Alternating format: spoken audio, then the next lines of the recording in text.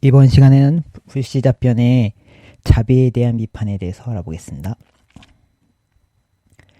어, 불, 불교의 자비에 대한 비판을 두 가지, 정도전은 두 가지, 불시 회기 일륜지변과 불시 자비지변 두 가지로 나눠서 두 장에 걸쳐서 비판하고 있는데요. 여기선 그냥 한꺼번에 몰아서 해보겠습니다. 그 정도전이 쓴 불시잡변 원문에 보면 표독한 승냥이, 호랑이 같은 것에나 미센 모기 같은 것에도 자기 몸을 뜯어먹혀가면서 아깝게 여기려 하지 않는가 하면 지친에 대하여서나 군신과 같은 지극히 공경하여야 할 때에 대하여서는 반드시 끊어버리려더니 이는 무슨 뜻인가. 즉 불교의 자비를 논하면서도 그 불교가 그 출가주의라든가 불교의 출가주의 뭐 이런 것 사회에 대해서 약간 거리를 두는 그런 면에 대해서 비판을 하고 있는데요.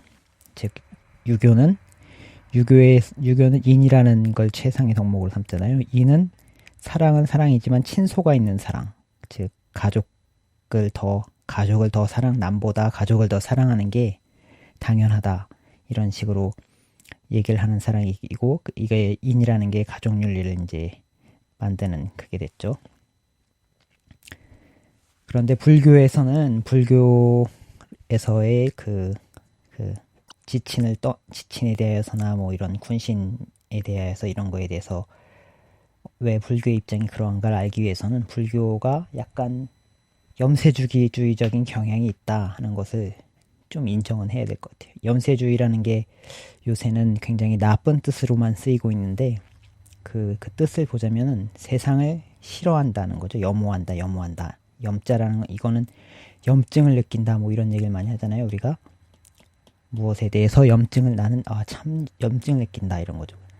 오하고는 좀 틀려. 미워하는 거하고는 좀 틀려요. 미워하는 거는 만약 애인 사이를 남녀 관계에서 비유를 해서 말하자면 나는 네가 미워 막 이러는 사람들은 보통은 다시 재결합할 확률이 있는 거예요. 이런 사람들. 근데 네가 정말 염증이 나고 네가 꼴 보기 싫다, 네가 징그럽다 이런 사람은 사실 재결합할 확률이 별로 없는 거죠, 그렇죠?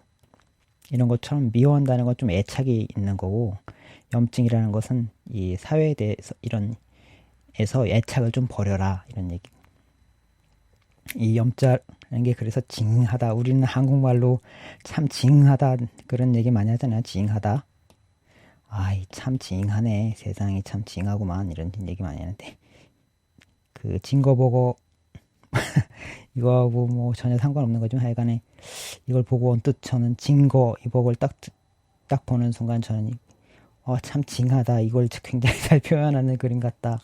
이런 생각이 들어서 징기스트 즉 참 징한 거. 그러니까 염세주의가 좀 세상이 좀 징하다 이런 식으로 보는 걸로 얘기하자면 그런 식으로 세상을 약간에 대한 그 열망이 좀 바래져야지 수행을 할 수 있다. 이게 불교의 입장이죠. 그렇기 때문에 그런 세상에 대한 열망이 약간 바래져야 되기 때문에 불교에서는 사회와의 거리를 약간 두는 거를 항상 추천하죠. 사회에 요새 우리가 거리 두기를 많이 실천하고 있는데 이렇게 사람과 사람 사이에 뭐 2m가 아니고 이런 거리 두기가 아니라 불교에서 거리 두기라는 거는 불교에서의 거리 두기는 이런 거죠. 이제 원래 불교에서 왜 거리 두기가 생겼냐면 그 문제의식에서부터 그 세상은 이 모든 것이 다 삼법인에 보면 마지막이 재행무상 재법무와 일체계고 열반적정 이런 뜻이잖아요. 모든 게 다 고통이다 이런 얘기를 하잖아요. 고통이다. 모든 것이 고통이다. 즉 이게 항상 되지 않은 거고 여기서 고통이라는 뜻은 실제로 막 고통스럽고 이런 것이라기보다는 그 안온처가 아니다. 안주할 수 있는 안온처가 아니다 이런 뜻이죠. 안온처가 아니다. 모든 것이 다 거기에 그 안주하고 그 마음을 놔도 될 만한 그런 게 아니다 이런 뜻이에요. 고통이라는 게. 그렇기 때문에 그리고 사성제에서도 고진멸도 딱 처음부터 문제의식이 뭐냐면 고통이라는 거를 딱 봐야 된다. 우선 고통이라는 것을 봐야지 그 원인이 집착이라는 걸 알 수 있고 그것을 멸하는 수행을 할 수 있다 이런 식이니까 고통이라 이런 세상이 아운처가 아니다. 좀 징글징글한 거다. 그리고 내 것도 아니고 나도 아니고 나하고 상응하는 것도 아니고 이런 식으로 세상이 어떤 세 가지 비아 나가 아니요. 세상은 아소 비아 아소 내 것도 아니다. 비상응 나하고 상응하지도 않는다. 내 뜻대로 되지 않는다 이런 뜻이죠. 상응하지 않는다. 비상응 아도 아니고 아소도 아니고 아상하고 상응하는 것도 아니고 내 뜻대로 되지도 않는다. 이렇기 때문에 약간 불교에선 사회와의 거리두기를 이런 세상에 대한 이러한 인식이 있기 때문에 사회와 약간 거리를 두고 수행을 해야 된다. 이런 생각을 가지고 있는 거죠. 그의 인퇴 예를 딱 보자면 절의 위치를 정할 때도 불교에서는 항상 절의 위치는 어떻게 정하라고 하냐면 부처님께서 너무 멀리도 해서도 안 되고 가까이에서도 안 된다.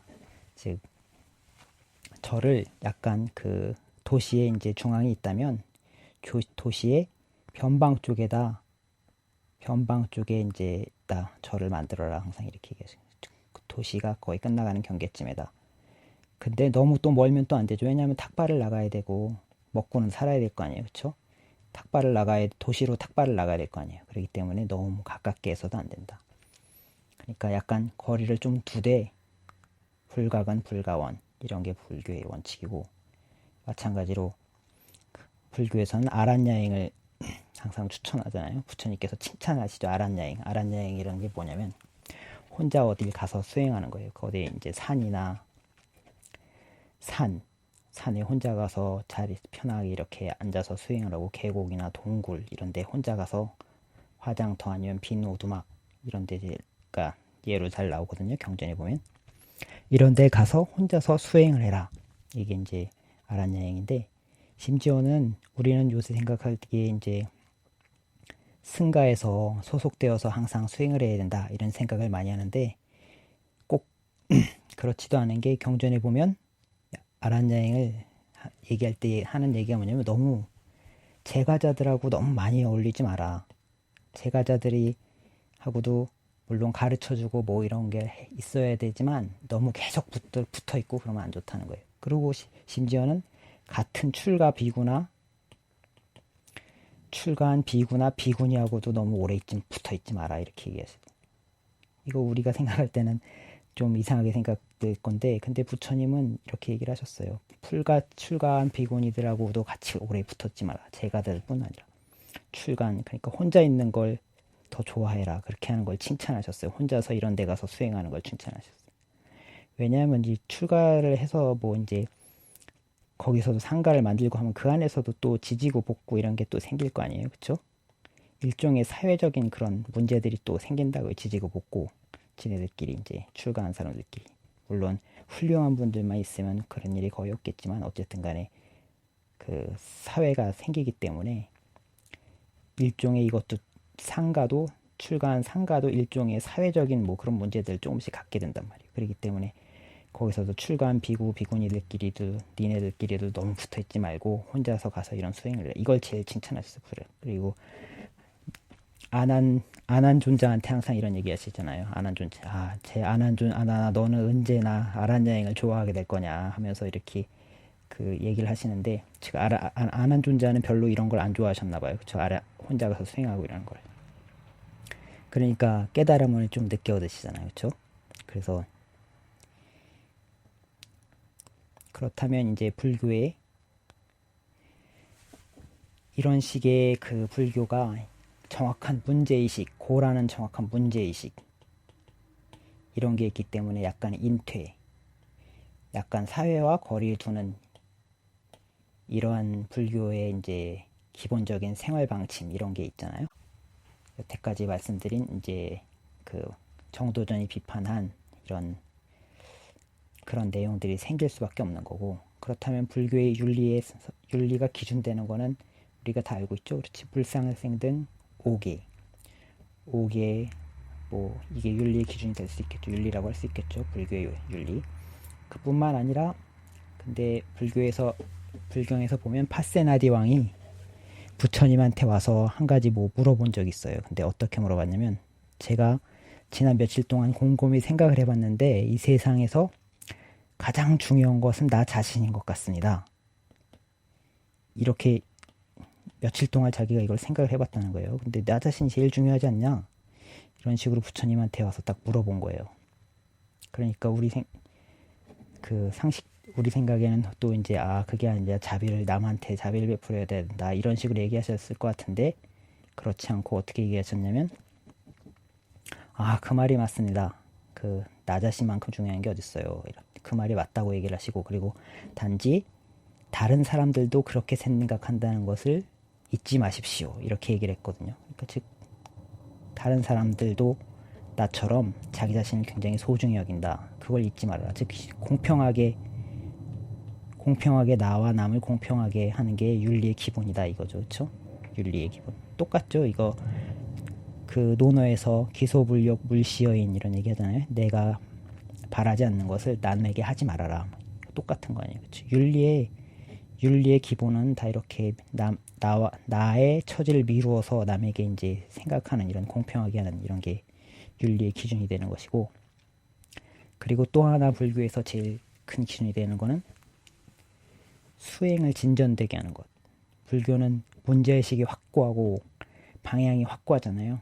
어떤 해탈 마지막 그걸로 향해 가야 되겠다. 이게 문제의식이 확고하기 때문에 내가 이걸 해봤더니 내 수행이 진전된다 하면 그거는 이제 옳은 것이다. 그쪽으로 가야 된다. 이런 얘기죠. 그렇죠?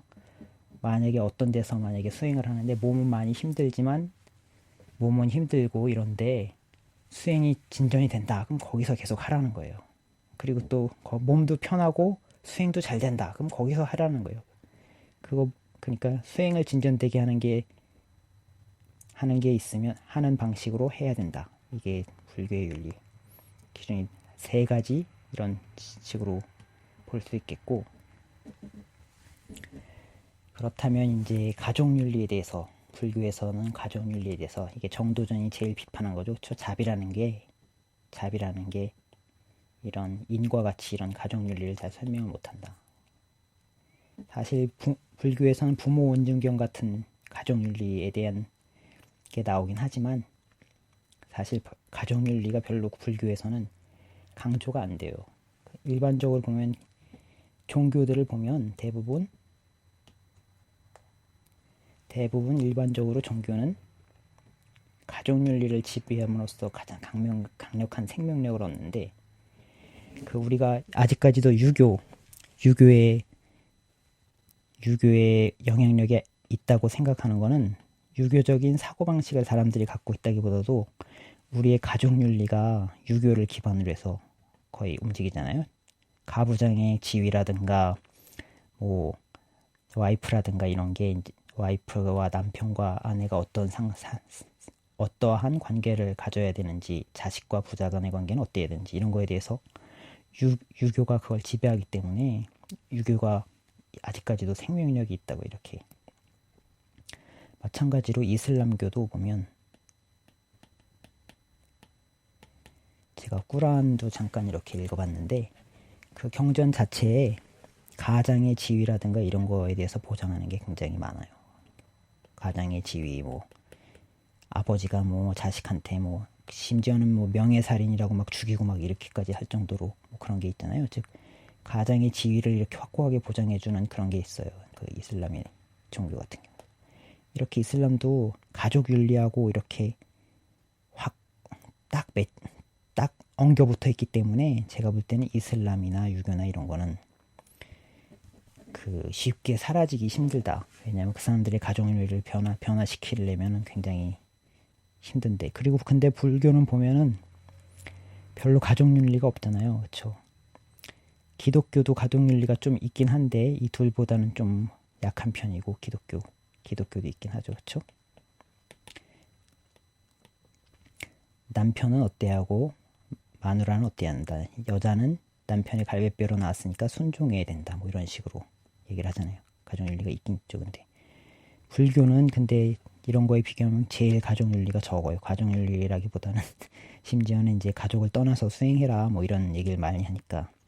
경전에 보면 어떤 데는 심지어 이런 얘기까지 있어요. 어떤 자기 마누라가 아파가지고 막 이제 자기가 아파가지고 이제 다 늙은 사람인데 마누라가 아파요. 그래서 그걸 그 사람을 뿌리치고 떠나지 못하니까 아픈 사람을 간호해야 되니까. 근데 그걸 가지고 누구는 어떤 식으로 얘기를 하냐면 좀 약간 이상하게 들리겠지만 누구는 그 아주 절세 미인이고 막 젊은 마누라도 떠나고서 수행을 하는데 너는 왜 아프고 다 늙은 마누라도 못 떠나냐 이런 식으로 얘기를 하거든요.